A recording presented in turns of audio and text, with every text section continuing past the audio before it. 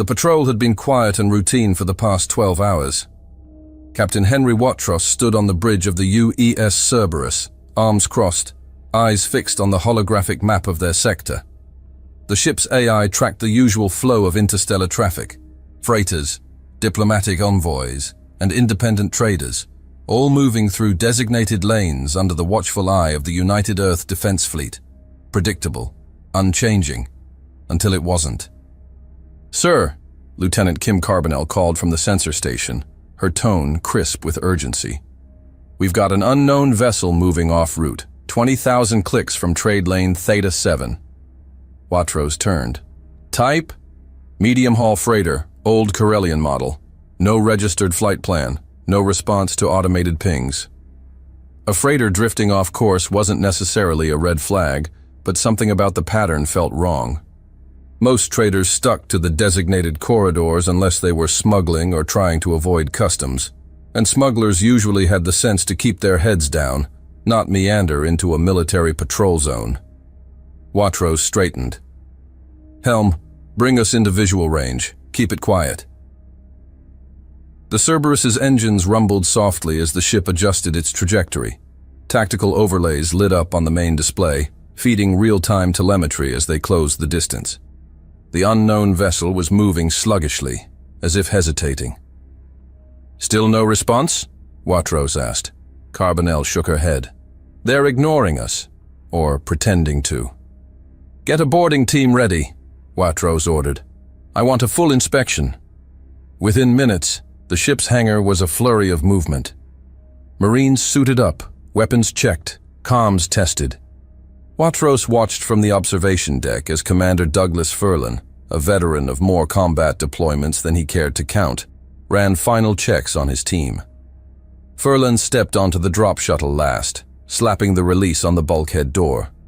"We'll knock," he said over the comms. "Let's see if they answer." The shuttle detached smoothly, thrusters flaring as it cut through the void.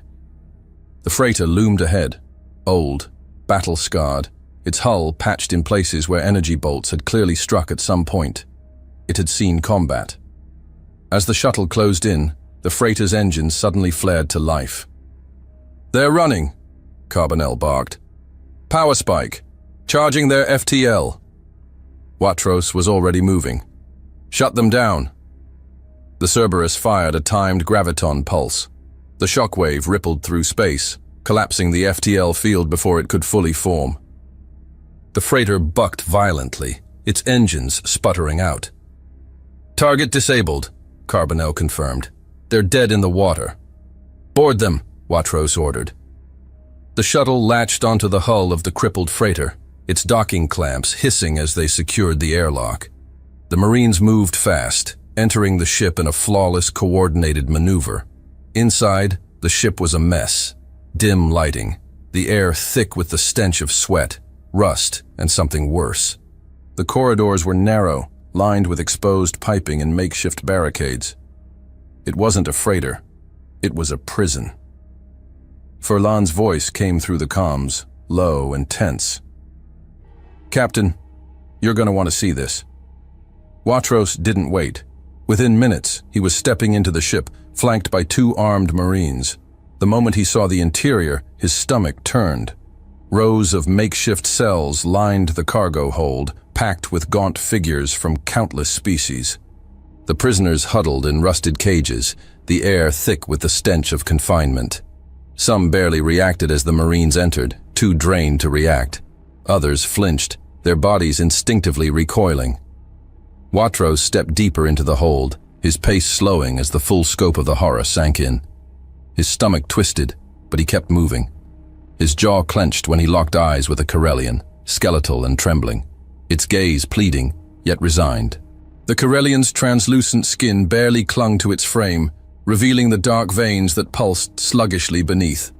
2 lidless eyes, too large for its sunken face, reflected the dim emergency lighting. Its elongated fingers, tipped with what once were sharp claws, now trembled, dulled by starvation. "How long have you been here?" Wattros asked. The alien swallowed hard, lips cracked from dehydration. "Too long." Watrous turned to Furlan. "Get these people out of here, now."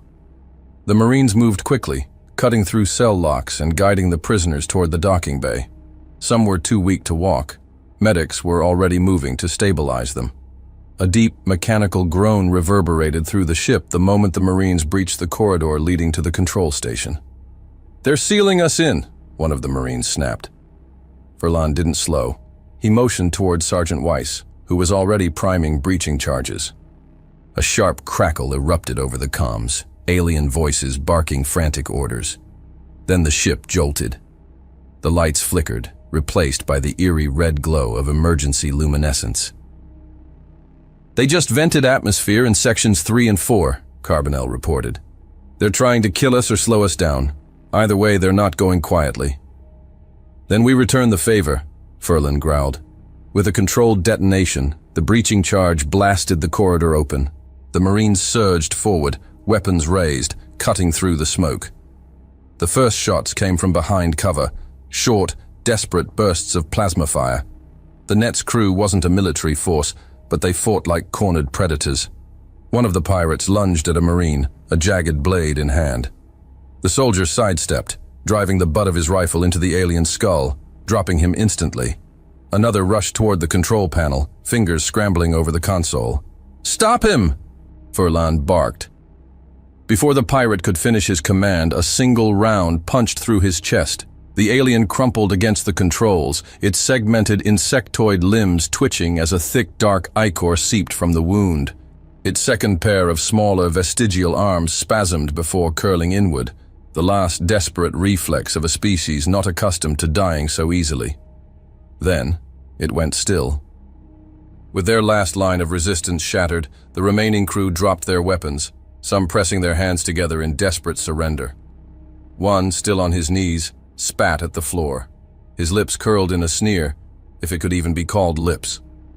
The creature's split mandibles flexed, revealing serrated inner ridges, clicking together in a sound eerily reminiscent of grinding bone. Dark, chitinous plates ran down the length of its body, layered like crude armor, and the slits where its nose should have been flared in contempt. "You shouldn't have interfered, human." Furlan didn't respond. He just hauled the alien to his feet and shoved him toward the exit.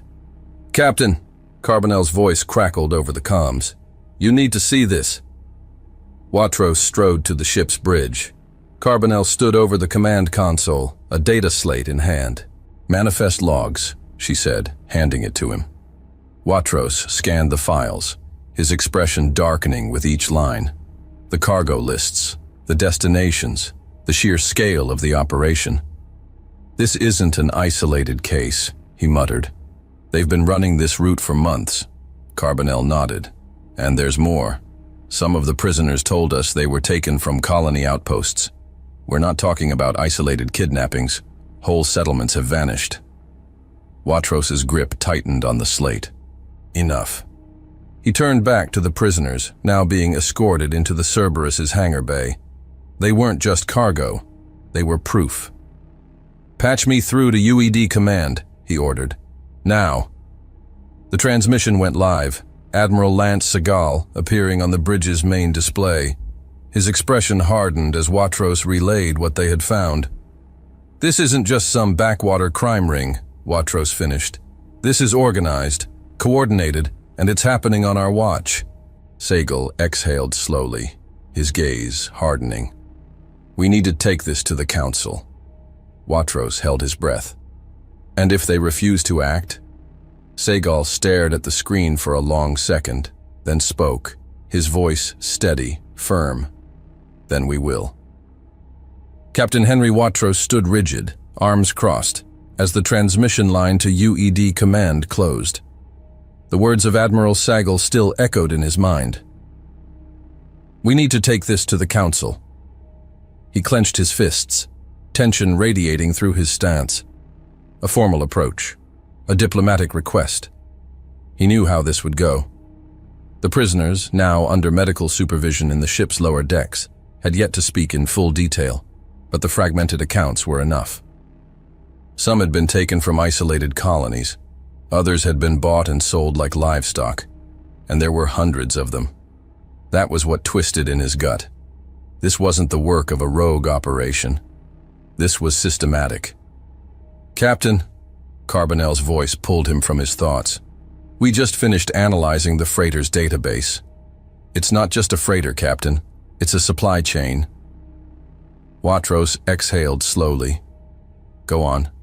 Carbonell tapped the interface, bringing up the manifest logs on the main display. A sequence of names, species, coordinates. The data stretched for pages. "This is a route map," she said, voice tight. "A routine. This freighter wasn't just a transport. It was part of a supply chain. Someone out there is managing these routes, coordinating them like trade shipments." She glanced at him. "Except they aren't moving cargo. They're moving people." Watros stared at the screen. "Anything on their destination?" "Not conclusive. The last transmission from their nav system was encrypted before we boarded, but we pulled a list of past drop points. A series of systems and outposts lit up on the holographic map. The pattern was clear. All were far beyond central trade lanes, on the outskirts of known space. Some were abandoned mining colonies. Others were frontier worlds struggling to maintain self-sufficiency." Carbonell crossed her arms. "If I had to guess, I'd say this is just a fraction of the real network." Watros didn't respond immediately. He turned back to the display, feeling the slow burn of frustration settle in. "We will send this to the Council," he said finally. "No interpretations, no assumptions, just facts." He tapped his comm. "Bridge to Segal." A moment later, the Admiral's face reappeared on the display. "We have everything," Watros said. "Records, coordinates, survivor testimonies. It's all being transmitted to you now." "Acknowledged," Segal replied. "I'll personally push this through to the Council. Sit tight, Captain." The screen darkened. Now, they waited. 12 hours had passed, and the UES Cerberus drifted in silence. Watros stood at the viewport, jaw clenched, staring into the unchanging void. No orders, no movement, just waiting. Below, the hum of medbays and quiet murmurs filled the lower decks as doctors worked tirelessly. The rescued survivors lay in recovery, some restless, others motionless, all caught in the weight of what came next. The crew moved with quiet tension. No idle chatter, no wasted steps. They were all waiting for a decision, waiting to see what these lives were worth. A chime from the comms console broke the tension. Watros turned. "Council session is starting," Carbonell said, voice tight. Watros exhaled. "Connect it. Let's see if they do the right thing." On the Galactic Council station, the chamber was a testament to order and power. Rows of towering figures from various species lined the elevated platforms, each representative an entity of influence. At the center, standing before the assembled councilors, Chancellor Michael Laney, humanity's appointed delegate, gestured toward the central display as a transmission link activated. The holographic form of Admiral Lance Segal materialized, broadcasting live from UED Command. He sat rigid in his chair, expression unreadable, as the recorded evidence played. The images spoke for themselves. The prisoners, the route logs, the intercepted communications from the captured freighter. As the last recording faded, a long silence filled the chamber. Then a Vashari representative, his scaled fingers laced together, leaned forward. His elongated reptilian face remained unreadable, but the slow flick of his forked tongue hinted at contemplation. The faint bioluminescent markings along his brow pulsed subtly, a sign of either intrigue or irritation, hard to tell with his kind. "This is troubling," he said. "More than troubling." Segal's voice cut through the chamber, firm even through the transmission. "This is proof that a large-scale trafficking operation is running unchecked across the outer systems. We need immediate intervention." A ripple of murmurs spread through the chamber. Another council member, a feline like Zalari, hissed through her sharp teeth. "Admiral, we have received similar reports before. Unverified, speculative." Seagal narrowed his eyes. And now we have verification. More silence. Finally, a deep-voiced Gavar representative leaned forward, his heavy, armor-plated form unmoving. The council will consider this matter. Seagal's expression hardened. Consider? How long? As long as necessary. Seagal forced himself to remain composed. We don't have that luxury. This operation is active. People are suffering right now. A Trenian delegate, her pale, translucent skin shifting with agitation, gestured vaguely. Admiral, with all due respect, we cannot simply deploy forces every time a localized problem arises in fringe sectors. The political ramifications alone— Localized problem? Seagal snapped. This isn't localized. This isn't speculation. It's happening right now, and you're sitting here talking about ramifications? A thin, avian-like Kasari representative clicked his beak, tilting his head. Admiral, I must remind you that direct military action falls under Council jurisdiction. No civilization can act unilaterally in such matters. Seagal's jaw tensed. He knew exactly what this was. Stalling, bureaucracy, politics. How many more do you need? He asked, voice low. How many more reports before you act? The Kasari's feathers ruffled slightly. The Council will review the data and determine the best course of action. Seagal had heard enough. He let the silence linger for a moment, scanning the room through the transmission, letting his eyes settle on each delegate who had just decided to let slavery continue. He exhaled slowly. Right. The holographic feed flickered slightly as he shifted in his chair. If the Council isn't prepared to act, he said, voice like iron, then we will. You cannot act without approval, the Trenian delegate protested. Seagal's expression didn't change. He didn't need to say anything else. Without another word, the transmission cut off, leaving the chamber in tense silence. Watros sat at the head of the table, arms crossed as the live feed of the council session flickered out. The silence was heavy. They're stalling, Carbonell said, breaking it first. Furlan leaned forward, his voice tight. We knew it was coming. But hearing them say it out loud, he let out a slow breath, shaking his head. It doesn't make sense, Weiss muttered. They have nothing to lose by intervening. Unless— He trailed off. Carbonell's expression darkened. Unless some of them are benefiting from this. No one spoke for a moment. Then, Watros did. It wouldn't be the first time. Furlan's hands curled into fists. So what now? We sit here while the Council reviews the suffering of entire colonies? Watros straightened. No. The officers turned to him. We're not waiting, he said, voice firm. Get the ships ready. Furlan's brow furrowed. Ready for what? Watros met his gaze. For war. A beat of silence. Then Carbonell's terminal pinged. She glanced at the screen, eyes widening. Sir, she said, voice tight.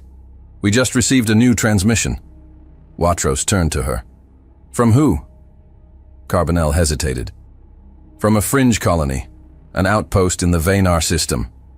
Watros turned to her. What do they have? Carbonell swallowed. They've found human prisoners among the captured, Weiss growled. You're sure? She nodded. Visual confirmation. They sent images, logs. She worked quickly over the interface, pulling up the encrypted report.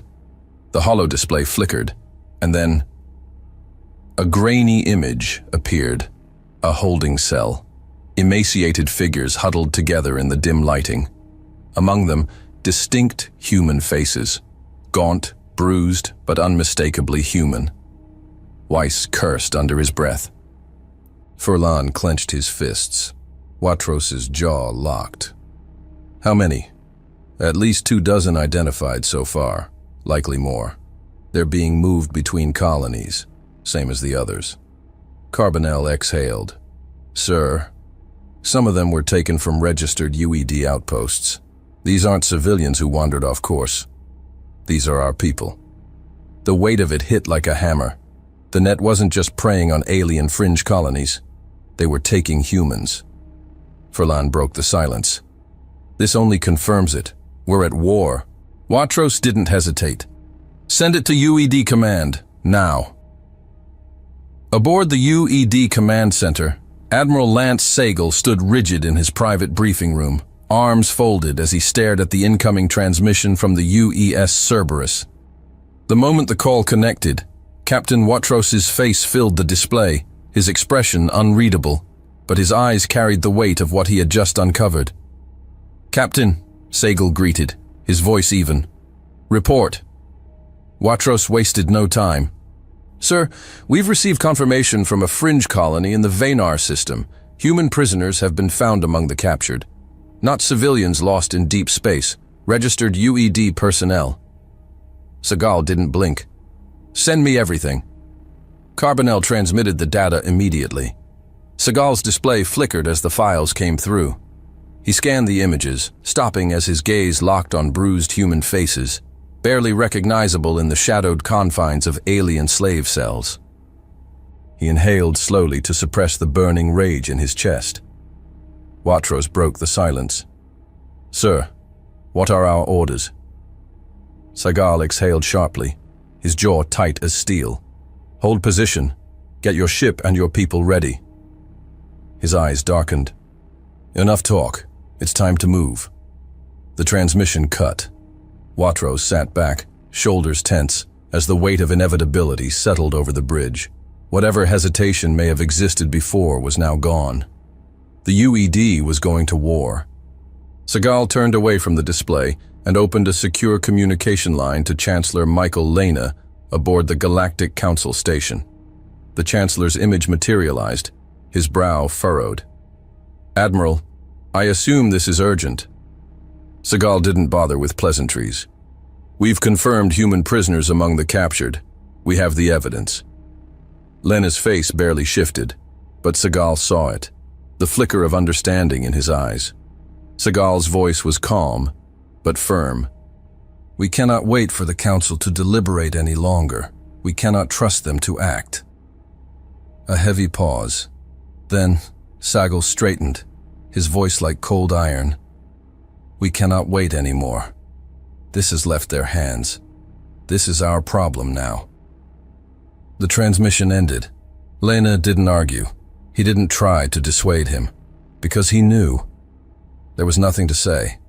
Sagal didn't hesitate. He pivoted, tapping into the secured UED high command frequency, pulling in the most critical leaders of Earth's fleet. One by one, their faces appeared on the holo display. Admirals, fleet commanders, tactical chiefs. This was not a diplomatic gathering. This was a war council, hardened strategists who had spent their lives securing humanity's survival in a hostile galaxy. Sagal wasted no time. A few words were all it took. "Human prisoners have been taken as slaves." His voice carried through the channel like a blade through steel. "The Council has refused to act. It's our problem now. And we always solve our problems." A murmur of grim acknowledgement spread through the officers. No hesitation, no doubts. Sagal continued. "We mobilize immediately. I want battle groups repositioned to key strategic points across the outer systems. We strike hard and fast. No half measures." One of the admirals spoke, his voice laced with cold fury. "Do we have allies?" Sagal's gaze darkened. "We will, or we'll do it alone."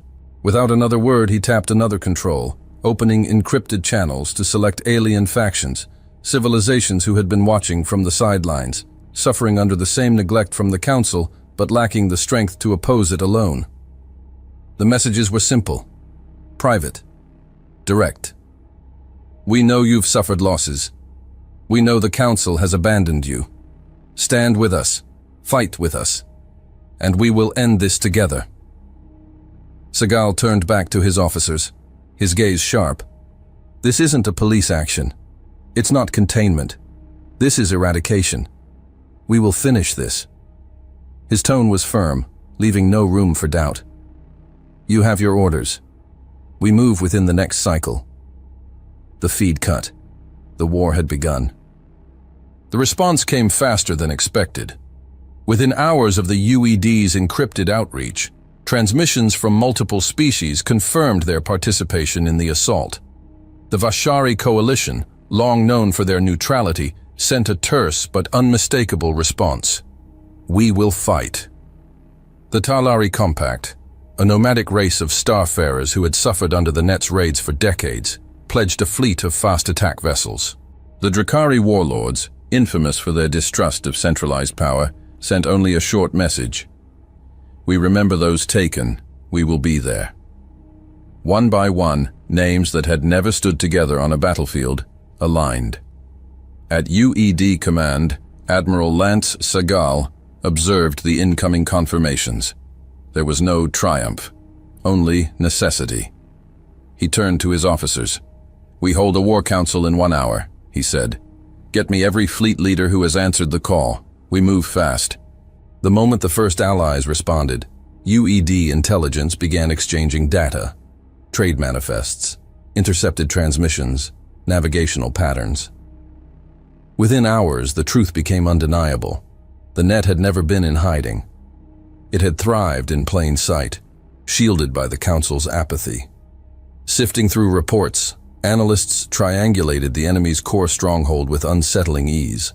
The Yarex system, an isolated cluster of dying stars outside established trade lanes. Officially unremarkable, yet constantly visited by freighters with no registered origins. It was no hidden fortress. It was a factory, a marketplace built on stolen lives. Once the enemy's location was confirmed, there was no hesitation. Orders were sent, warships were called to action, and the War Council convened aboard the UED Scourge, a behemoth-class dreadnought designed for planetary siege warfare. There was no doubt now. The assembled commanders met through secure hololinks, some seated in UED battlecruisers, others standing aboard dimly lit warships, their alien forms flickering through the transmission. Sagal's gaze swept over them. Warriors, tacticians, survivors of conflicts fought beyond the edges of human maps. This was not a place for diplomacy. It was a gathering of those who knew action was the only language left. He activated the central display. A holographic projection of the net's stronghold spun before them. The net believes itself untouchable, he said. They are wrong. His fingers moved over the controls, highlighting strategic points. We divide this operation into 2 objectives. He gestured toward the enemy's heart. The UED fleet strikes the net's headquarters. Total destruction, no negotiation. The holomap expanded outward. Our allies will launch simultaneous strikes on the net's outposts, prison colonies, supply depots, and command relays, aiming to free all the victims. We cannot allow them to regroup or escape. Any stronghold that does not surrender immediately will be wiped from the stars. A Ta'alari captain, his translucent skin reflecting the blue glow of his console, folded his arms. This will be a multi-system engagement. We need absolute coordination, one misstep, and they scatter. Sagal nodded. We don't have the luxury of perfection. We move fast, we hit hard, and we do not stop until the net is erased. A murmur of agreement spread across the comms. A Drakari warlord, his heavy, scaled form shadowed by the dim light of his warbridge, leaned forward. And the council? His deep voice rumbled through the channel. They will not let this pass unnoticed. Sagal's jaw clenched. By the time they react, we will already be committed. If they want to stop us, they'll have to decide whether they're willing to fight for slavers. The silence that followed was heavy. A Vashari admiral, her smooth-scaled face impassive, finally spoke. Then we strike at the next strategic window. Sagal's response was immediate. No, we strike now. In the heart of the Galactic Council station, an uneasy silence lingered. Power was shifting, and they all knew it. The air carried a nervous weight, the kind that came when powerful people realized they were no longer in control. A low-ranking bureaucrat, a thin-framed Vanner with violet skin and sunken eyes, whispered to his superior. "There is movement," he said, voice barely above a breath. "The humans, they're mobilizing." The Kasari delegate, the same one who had dismissed Seagal's demands, stiffened. Mobilizing for what? A deep, hollow pause. The Vanner swallowed hard. War. Murmurs spread through the chamber. Some looked to one another, seeking confirmation. Others immediately turned their gazes to Chancellor Michael Lena. He sat at the central platform, composed but unmoving, his expression unreadable. The feline-like Zalari counselor narrowed her eyes at him. "Chancellor," she said, voice smooth but pointed, "I assume your government has informed you of this." Lena met her gaze evenly. "It appears I am learning of it just as you are." A scoff. "Impossible," the Gavar representative rumbled. "You cannot expect us to believe the UED has begun a military campaign without consulting its own government." Lena tilted his head slightly, his hands folding before him. "You assume the UED considers this a campaign," he said, voice measured. "Perhaps you are mistaken." The council chamber stirred uneasily. A Trenian diplomat, her translucent skin shifting in pulses of unease, leaned forward. "You knew this was coming," she accused. "You let them act." Lena's mouth curved into something that wasn't quite a smile. "I do not control the UED," he said simply, "just as you do not control the fleets of your own people." Silence. Because it was true. The council had long prided itself on governance through deliberation, on its ability to persuade rather than dictate. And now, for the first time in centuries, they had no leverage. The humans weren't asking for permission. They had already decided. The Kasari delegate drew a measured breath.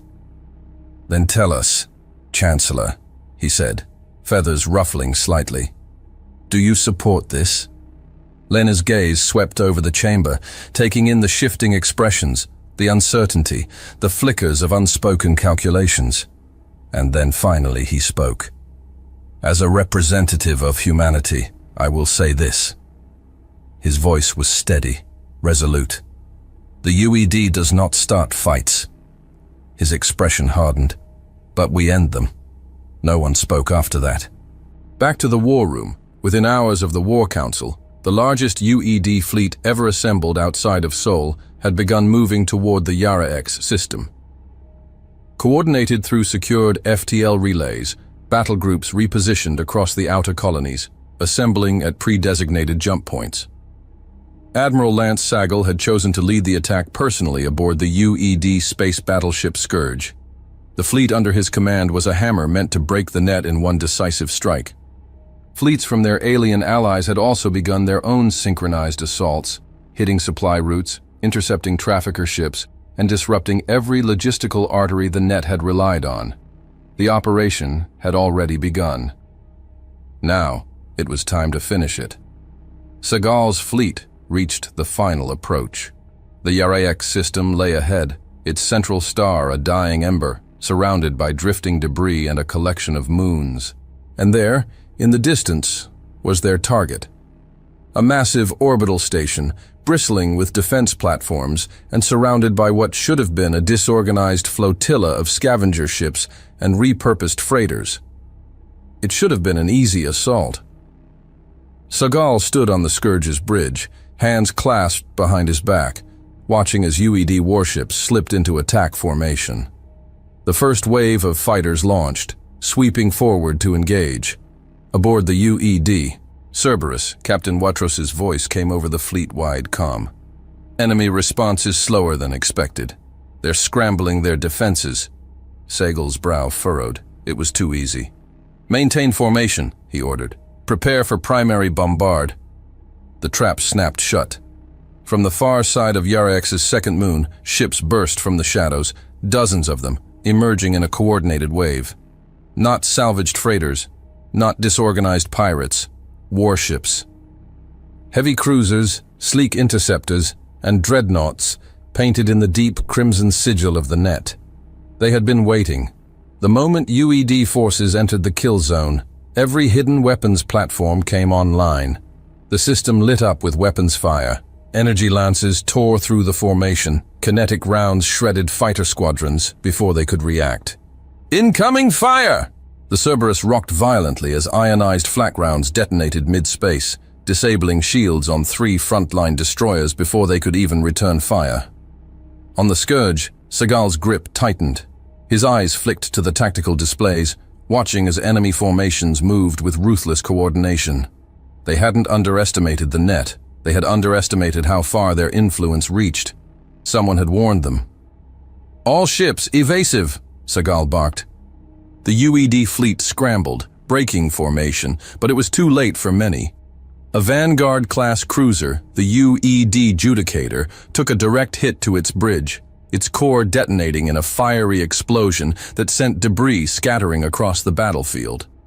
Furlan's voice cracked over the comms. "We just lost the Judicator. We are losing ships fast." Watros gritted his teeth as the Cerberus's hull groaned under the barrage. "Sir, we are being boxed in." Seagal's eyes darkened. The net hadn't just set a trap. They had turned the entire battlefield against them. Explosions lit the void, metal torn apart as UED ships struggled to regroup. The net's warfleet pressed their advantage, their ships moving in coordinated strike patterns, severing escape routes.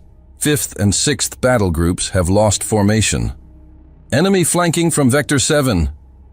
The bridge shook violently as the Scourge's forward shields flared under impact.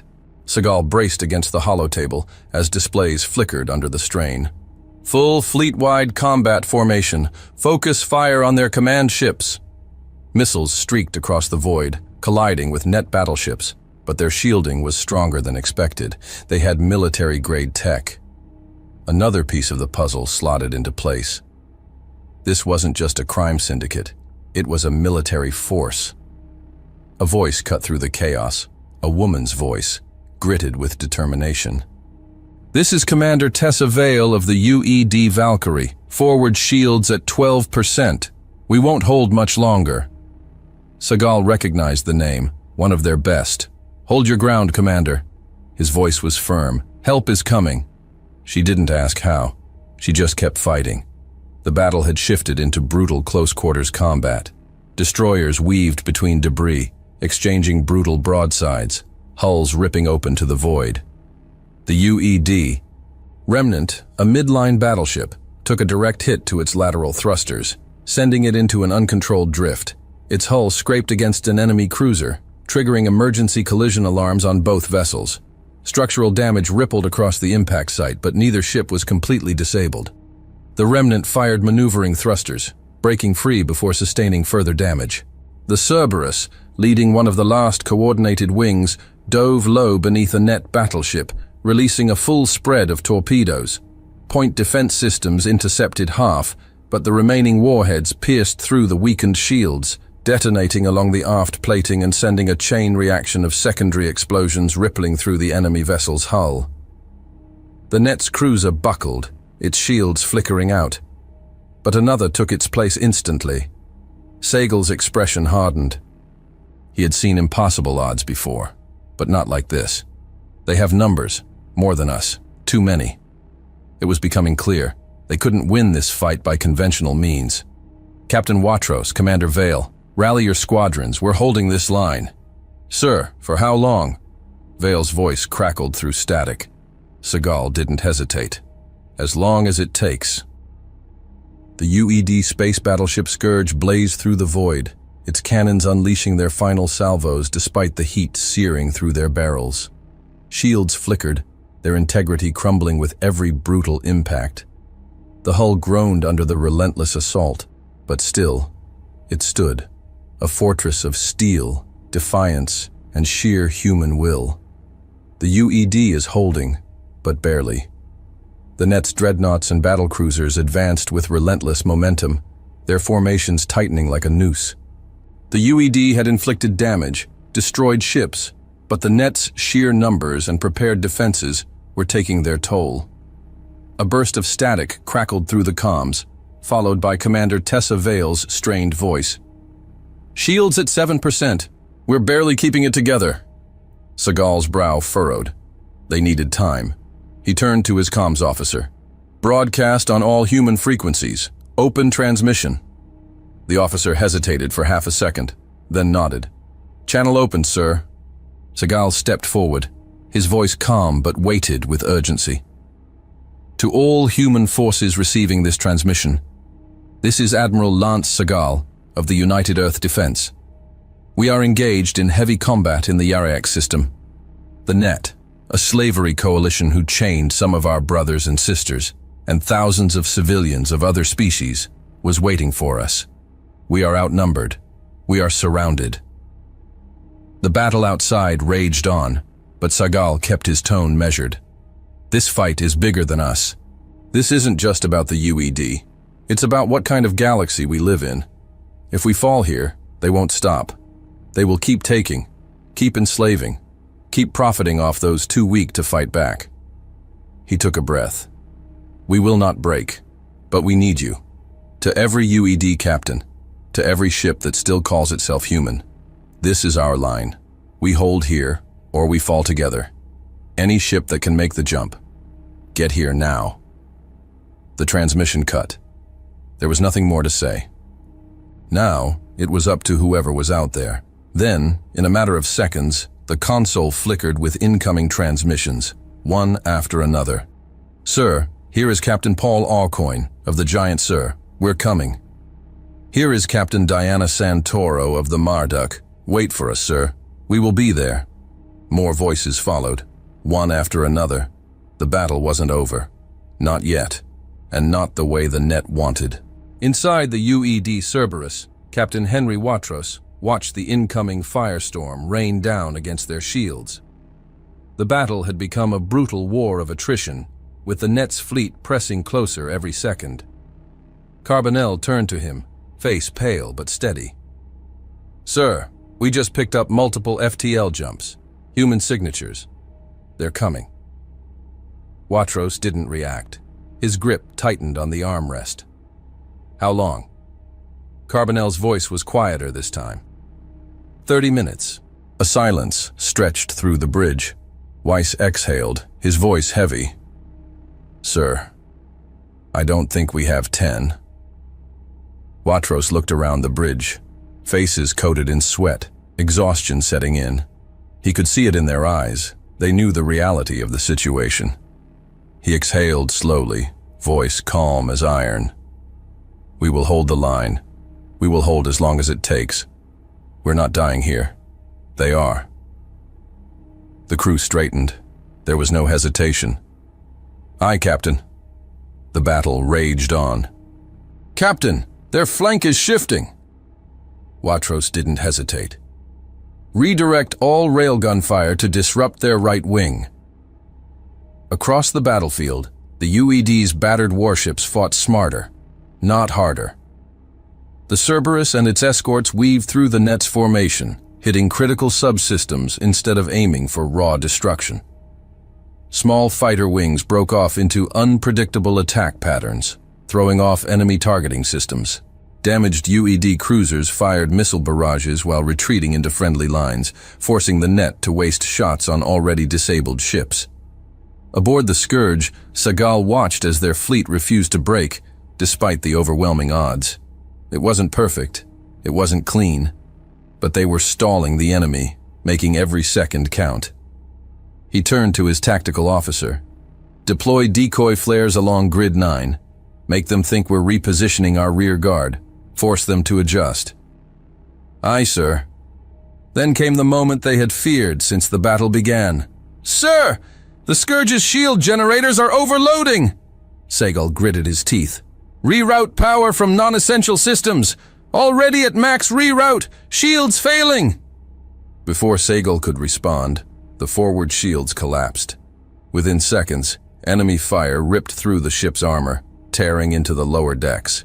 Explosions rocked the command center as the bridge flickered with emergency red lighting. Hull breach on Deck 5. We've lost sections 3A through 3D. Casualty reports incoming. Seagal caught himself against the railing, ignoring the warning klaxons. Then, FTL signatures inbound. Seagull snapped his head toward the display. For a second, the battlefield held its breath, the hum of systems, the distant crackle of laser fire, the dying flickers of shields. Then the tactical grid flickered, once, twice, and then the void erupted in blue light. Ships tore out of FTL like thunder cracking through space. First, the Osiris, then the Marduk, then dozens more. The battlefield wasn't empty anymore. The humans had arrived. Seagull's lips curled into a grim smile. They're here. Beyond the battle, space flared with fresh ruptures, wave after wave of UED warships emerging from slipspace. First came the battle cruisers, their rail cannons already locking onto enemy ships before their jump drives had fully disengaged. Then the smaller corvettes, weaving through debris, launching precision missile strikes against the net's interceptors. A transmission cut through the static. "This is Admiral Adivali Walger of the Osiris. Sorry we're late to the party."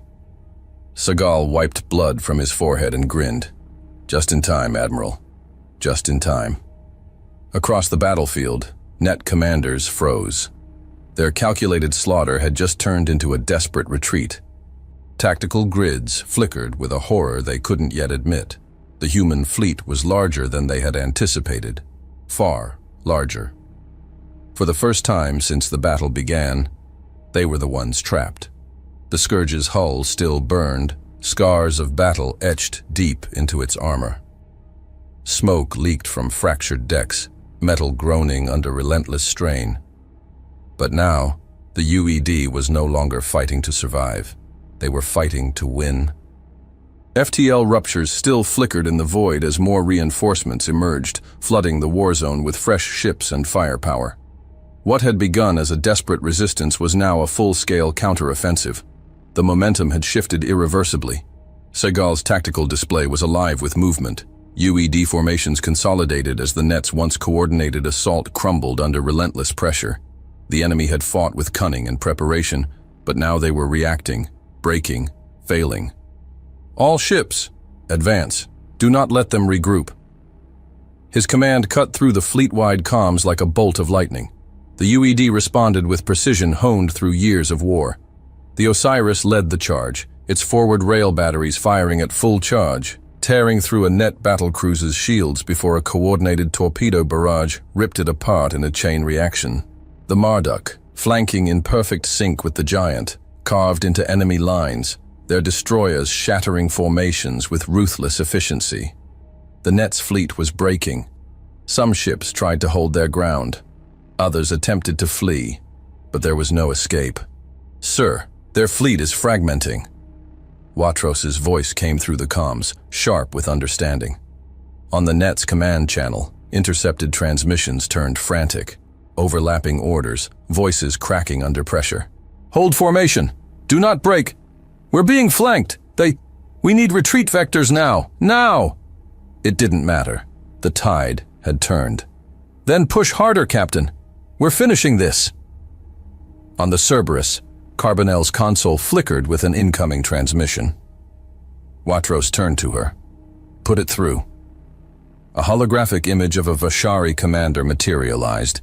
His smooth-scaled features were impassive, but his voice carried quiet gravity. "Human commander. Our forces have taken the prison colonies. The chains are broken." Watros exhaled sharply. The war had begun because of those chains. Now they were shattered. There was nothing left to discuss. His response was cold, final. "Good. No survivors. No second chances. We end this now." The transmission cut, and with it, any lingering hesitation vanished. The UED fleet surged forward like a tidal wave, closing in on the final strongholds of the net's forces. Their flagship, a massive Fortress-class dreadnought, tried to rally its remaining ships, broadcasting commands in a desperate attempt to salvage what little control they had left. It was too late. The Scourge and the Osiris opened fire in tandem, their combined artillery slamming into the enemy warship with enough force to collapse its shielding in seconds. Then, leading the Scourge, Admiral Lance Segal surged into the void, positioning his ship directly in the path of the enemy dreadnought. The Scourge's shields were already gone, its hull scorched and battered, but Segal knew hesitation would only prolong the battle. He had come for this moment. With a single command, the Scourge unleashed everything it had: high-velocity railguns, plasma lances, torpedo volleys, every weapon system firing at full capacity. The Net's flagship staggered, its armor rupturing under the unrelenting assault, its desperate counterfire scattering harmlessly as it lost power, piece by piece. Segal stood firm on the bridge, watching as the dreadnought began to break apart.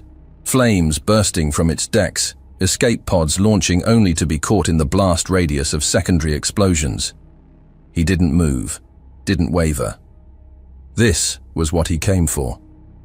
A final, desperate transmission crackled through the Net's frequencies. "We surrender! We surrender!" The plea was lost in fire as the Scourge's plasma lance pierced the dreadnought's core. No response came, no mercy was given. The explosion that followed was blinding, sending debris scattering through the void. Across the battlefield, the last remnants of the Net's fleet turned to flee, engines burning as they tried to escape the system, their formations disintegrating as panic set in. But Segal's voice came across the command channels, cold and absolute. No retreat, no escape. End it. There was no hesitation. UED warships accelerated, targeting engines and FTL drives first, cutting off any chance of retreat. Stragglers were picked off one by one, railguns and torpedoes reducing them to drifting wreckage. The last Net cruiser faltered, its propulsion systems failing, the crew no doubt realizing their fate as their ship was torn apart by the relentless assault. The Scourge drifted forward, weapons smoldering. No resistance remained. Across the battlefield, the Net's fleet was no more. The void was littered with burning husks of shattered warships, their twisted metal drifting aimlessly. Hulls cracked, atmospheres vented, and lifeless wreckage floated in the cold abyss. There were no distress signals, no survivors. Segal exhaled slowly, his fingers gripping the edge of the holotable as his eyes locked onto the final target. The Net station, a massive construct hanging in the void, its surface pitted with scars from years of piracy and subjugation, surrounded by still-active defense platforms. Even as the Net's fleet was wiped from existence, their command station still loomed, a remnant of their empire, the last monument to their reign. The Scourge's tactical officer turned from his console, his voice steady despite the exhaustion beneath it. "Sir, the station is locking down. They're sealing blast doors. Internal power fluctuations suggest they're purging data." Segal nodded. They knew what was coming. They weren't trying to escape. They were trying to hide whatever evidence they could before the end. "All UED ships, prepare for orbital strike." His voice was quiet, but unshakable. The fleet shifted position, lining up their bombardment solutions, railguns and energy lances adjusting their trajectories for maximum impact. A final transmission forced its way onto Segal's display.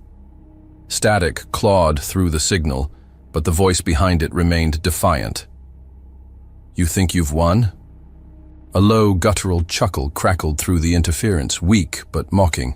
"There will always be another. You cannot kill the demand." Segal's expression remained still. "Then we'll make them afraid of supplying it." He gestured to his weapons officer. "Fire." The Scourge fired first, its main railgun sending a hypervelocity slug the size of a building directly into the heart of the station. A heartbeat later, the rest of the UED fleet followed, plasma lances slicing through defense platforms, torpedoes streaking toward vital infrastructure. The station shuddered violently, its hull fracturing as containment breaches erupted across multiple levels. Secondary explosions rippled outward, tearing through docking bays, severing escape routes. The command core detonated, sending a blinding fireball through what remained of the structure. Within moments, there was nothing left but debris. No escape pods, no distress signals, no survivors. Segal watched the inferno burn itself out, then straightened. "Stand down from combat alert. All ships, report status." Across the fleet, captains acknowledged. Damage reports came in, casualty lists were compiled, and the slow process of counting the cost began. On the Cerberus, Watros exhaled, leaning against his chair as Carbonell turned to him. "Sir, we're getting a transmission from our allies." The holographic display flickered, revealing a Drakari warlord, his reptilian face unreadable, his voice rough but certain. "It is done. We will see that it never happens again." Watros nodded once. "Understood. What are your orders?" A brief silence. Then the warlord's gaze hardened. "We will finish what remains. The ones who profited from this will pay. Your fight is done, human. Ours is not." The transmission cut. Watros turned toward the viewport, watching as the last embers of the net's stronghold faded into nothingness. Aboard the Scourge, the final confirmation came through. The operation was over. The enemy had been erased. There was nothing left to do. Sagal stepped forward, standing straight despite the ache in his body. He pressed a control on the console, opening a direct line to UED command and to all ships who fought besides him. "It's over. We won." A pause. The galaxy won. He closed the channel. The UED fleet slowly turned away from the battlefield, their engines flaring one by one as they set their course for home. There were no celebrations, just silence. Hey there again. I'm glad you've come so far. Hope you enjoyed the video. Remember to hit the like button and the subscribe button. This is really important to the channel. Really important. And I have one more thing for you. I've chosen another video for you to watch. Just click the card here, or here if you want the whole playlist. See you there.